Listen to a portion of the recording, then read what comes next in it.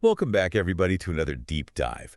Today we're going deep into the world of Antonio Machado, but we're not just doing a surface-level biography. No. We're going deeper, We are. exploring his work and life through a really interesting lens, the Enneagram. Yeah, it's going to be fascinating, I think, to look at Machado through this lens. For those who might not be as familiar with the Enneagram, can you give us a little bit of a rundown on what defines a sexual type 5? Well, the sexual type 5, sometimes called the intense 5, is really characterized by this intense desire for a deep connection, Okay. a transcendent connection with another person. So not just surface level. No, This is deep. it is. And I think we see that even just looking at Machado's life a little bit, especially in his relationship with his wife, Leonor. Oh, absolutely. And, even after her death, she remains such a force in his work. Right. When you think about Campos de Castilla, Yes. the way he poured his grief and his longing into those verses, that it's a testament to the depths of his love for her. It wasn't just expressing sorrow, though. Right. It felt like he was trying to almost recapture that connection, Yes. to keep her alive, in a sense, through his words. And that speaks to another trait of the sexual type 5, this rich inner life. They're so introspective, spending so much time reflecting on these feelings. So their creative output becomes a way to process those intense feelings. Exactly. And connect to the world, but on their own terms. Yes, and that often leads to a certain melancholy or wistfulness you see in their work. Yeah, you can feel that in Machado's poetry for sure. Absolutely. Even when he's writing about nature or mundane subjects. There's that underlying current, Yes. that longing. They carry their emotional landscape with them. Now, aside from Leonor, there's this other significant relationship in his life that really embodies, I think, that intense yearning of the sexual type 5, this connection with Guiomar. Oh, yes. Guiomar shrouded in mystery. Yes. And, it speaks volumes about the sexual type 5's desire for this haven for two. A haven for two. What a great phrase. Isn't it? It captures it so perfectly. It really does. It's this secluded space where they can truly connect Without her. without the outside world, the Yeah. intrusions of the world. It's fascinating how this Enneagram lens helps us see these seemingly disparate aspects of Machado's life, like his relationships and his writing. It is a reminder that his poetry isn't just beautiful words. Right. It's a window into his soul, a reflection of those deepest longings. And speaking of unique perspectives, there's another figure who is often identified as a sexual type 5. And this one might surprise you. The philosopher Friedrich Nietzsche. It might seem strange at first. Yeah, a Spanish poet Yeah. and a German philosopher. But when you look closer, the parallels are remarkable. What are some of the key similarities that stand out to you? What connects these figures across time and different disciplines? Both were incredibly introspective, prone to periods of isolation. They both found solace and inspiration in nature, using it as a mirror for their inner world, and both had these complex relationships with love. So it's not just a neat label, Yeah. this sexual type 5. It's a dynamic force that's shaping their lives. Yes. Their creative output, their approach to life. But how does knowing all of this actually change how we read Machado's poetry? That's the question we're going to explore next. By applying the Enneagram, we can move beyond surface-level interpretations and really uncover the hidden depths that fuel his art. So stay with us, because we're about to dive even deeper into the world of Antonio Machado and uncover the impact his personality had on his poetry. Let's dive a little deeper into how understanding Machado as this sexual type 5 can really change how we read his poetry. Right. We've touched on this idea of the romantic dreamer, Right. which is often associated with this Enneagram type. Yeah, and I want to explore that a little more. How does that manifest in Machado's work? What does it tell us about his creative process? Well, the romantic dreamer is someone who sees the world through this lens of idealism, especially when it comes to love. Right. They're yearning for this connection that transcends the ordinary, a love that's pure, passionate, almost spiritual. So it's not just about finding a partner. It's finding a soulmate. Yes, someone who completes them. Yeah, and for sexual type 5, that yearning is often mixed with this melancholy. Yes. A sense that true love is intensely desired and yet somehow elusive. And I mean, that makes sense when you think about his life. Yeah. The impact of Leonor's death at such a young age. Absolutely. That must have really shaped how he viewed love and loss. It became this driving force in his life and his art. Right. You see it in the way he immortalized Leonor, Right. elevated her to this almost mythical status. He wasn't just expressing sorrow.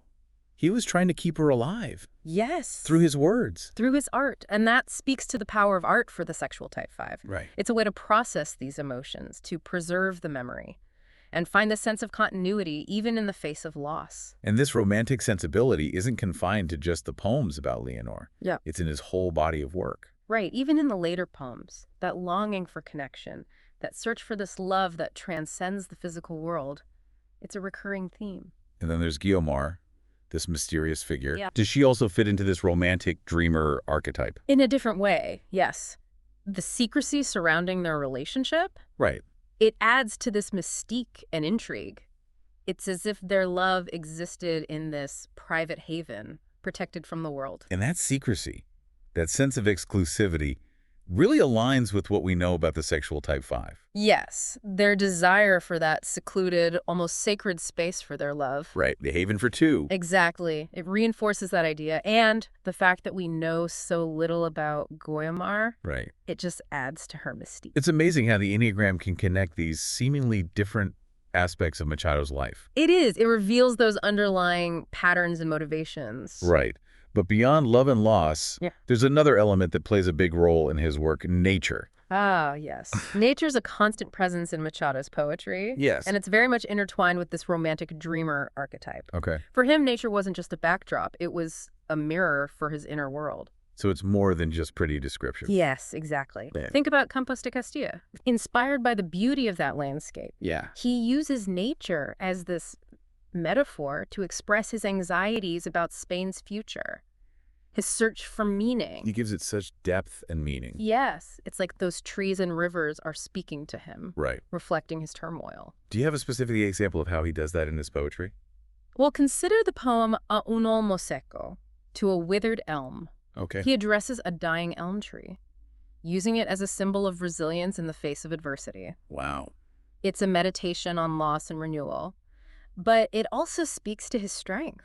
It's like he's projecting his emotions onto nature, finding solace in those trees. Exactly. Yeah. And this connection with nature, it's not just about finding solace, it's about seeking understanding. Right. For Machado, nature was a source of wisdom, Right. a teacher that offered insight into life and death. It's incredible how he brings together these personal experiences and these beautiful descriptions of nature. That's the mark of a true poet. Yeah. To transform the ordinary into something extraordinary. Yeah. But before we wrap up this part, I have one last question. Knowing what we know about Machado as a sexual type 5, how does it change how we read his poetry? That's a great question. And it's something we'll explore in our next segment. We're going to look at the specific ways the Enneagram can change our view of his legacy. Okay, so we're back, and we're ready to really dig into how understanding Machado as a sexual type 5 can change how we actually experience his poetry. Yeah, it's like we've been given this new set of keys, Right. to unlock all these hidden chambers within his work. Yeah. The themes, the imagery, the rhythm, it all hits differently when you're looking at it through this lens. So let's put on these Enneagram glasses. Yeah. What are we going to notice in Machado's poetry that we might have missed before? One of the things is how his longing for connection, it permeates even the poems that aren't explicitly about love or loss. Okay. It becomes this undercurrent shaping his whole view of the world. Can you give me an example? Think about his poems about nature. We've talked about how he personifies the landscape, Right. giving these human qualities to trees and rivers. Right. That's not just poetic flourish. It reflects this yearning to connect, Okay. to find meaning even in the inanimate world. So he's not just observing nature. Yeah, He's trying to have a relationship with it. exactly. He's trying to bridge that gap. And that longing often comes out as a kind of melancholy. Yes, this wistful yearning for something just out of reach. Yeah. It's in the way he describes the light or the wind or even just time passing. And that melancholy, it resonates with people. Oh, absolutely. Right. It's a universal human experience. Even if we don't all share the same Enneagram type. Right. It's Machado's ability to tap into those emotions, Yeah. to give a voice to that yearning. That's what makes his poetry so powerful. So we're seeing his longing and his melancholy in this new way. What else are our Enneagram glasses showing us? They also help us understand his introspection, that deep dive into his own inner world. Right. His poetry is not just expressing emotions, it's exploring the psyche, Okay. wrestling with those big questions. It's not just pretty words. No, it becomes this map of his soul, Right. this guide to navigating the human experience. And as readers, we're invited along. Exactly. We become fellow travelers, I love that. sharing in the struggle and the insights. I'm starting to see how the Enneagram can really add new layers to literature, Yes. enrich our understanding. It's not just about Machado either. Yeah. Think about all the other writers and artists throughout history. Right. What if we looked at them through this lens? Oh, wow. It's like a whole new world has opened up. It is. And that's the exciting thing about the Enneagram. Yeah. It's a tool for self-discovery. Yeah. But it's also a tool for understanding others. So it's not about putting people in boxes. No, it's about opening up these new avenues for connection. It's about celebrating that unique tapestry of human experience. Exactly.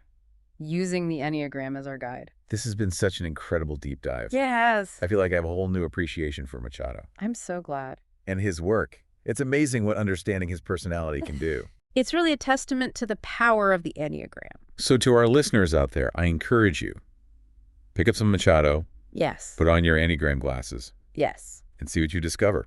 You might be surprised. You might be surprised Yeah. what you find, not just in his poetry, but in yourself. That's right. And remember, this is just the beginning. Right. The more we explore the Enneagram, the more we learn. That's a lifelong journey. It is. Thanks for joining us on this fascinating deep dive into the world of Antonio Machado. Until next time, keep seeking, keep learning. And keep diving deep.